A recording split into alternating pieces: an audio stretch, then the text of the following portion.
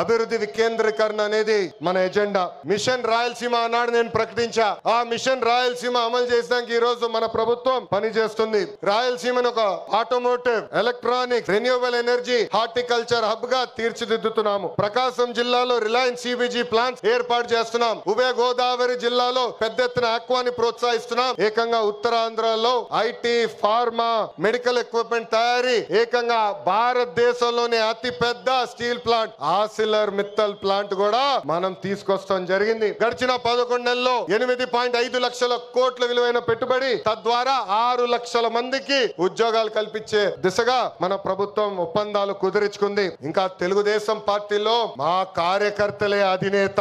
దేశంలో ఏ పార్టీ ఇవ్వని గౌరవం తెలుగుదేశం పార్టీ కార్యకర్తలకి ఇస్తుంది. దేశంలో ఏ పార్టీకి 1 కోటి మంది సభ్యులు లేరు. అదే మన పసుపు జెండా పవర్, అదే ఈ పసుపు సైన్యం పవర్. సభ్యత్వంలో కూడా ఎవరు మన రికార్డు బద్దలగొట్టే పరిస్థితుల్లో లేరు.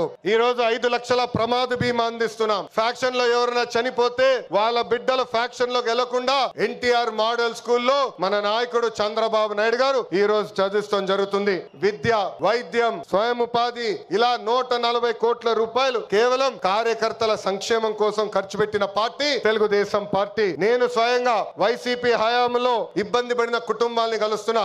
ఒక్కొక్కరిని కలిసి వాళ్ళకి ఏమైనా సమస్యలు ఉంటే మేము పరిష్కరిస్తున్నాం. అంతేకాదు మన అధినేత చంద్రబాబు నాయుడు గారు గాని నేను జిల్లాకు వచ్చినప్పుడు ప్రభుత్వ కార్యక్రమానికి వెళ్లే ముందల ఆనాడు మేము ఇచ్చిన హామీ మేరకు ముందల ఉత్తమ కార్యకర్తలు కలిసిన తర్వాతనే ప్రభుత్వ కార్యక్రమాలకి మేము వెళ్తాం జరుగుతుంది. నేను సీనియర్ని, జూనియర్ని సమానం గౌరవిస్తా, కానీ పనిచేసే వాళ్ళని ప్రోత్సహిస్తా. ప్రతి కార్యక్రమంలో కార్యకర్తలు భాగస్వామ్యం అవ్వాలి, కలిసికట్టుగా పనిచేయాలి. మన చేస్తున్న సంక్షేమ అభివృద్ధి కార్యక్రమాలు ప్రజల్లోకి తీసుకురావాల్సిన అవసరం చాలా చాలా ఉంది. ఇక్కడున్న ఎంతో మంది మన అధ్యక్షుడు వారు చంద్రబాబు నాయుడు గారిని కలిశారు, నన్ను కూడా కలిశారు. పాదయాత్రలో లక్షలాది మంది నాతో ఏకంగా ఫోటోలు దిగారు. ఈ సభాముఖంగా వైకాపా కార్యకర్తలు ఆలోచించమంటున్నా, ఏనాడైనా మీ నాయకుడు మిమ్మల్ని కలిశాడా? ఏనాడైనా మీ నాయకుడు మీతో ఫోటో దిగారా? అధికారంలో ఎందుకో ఇప్పుడు ప్రతిపక్షంలో కూడా తాడేపల్లి కొంపకెళ్తే no entry, palace doors close అని చెప్పే పరిస్థితికి వచ్చారు.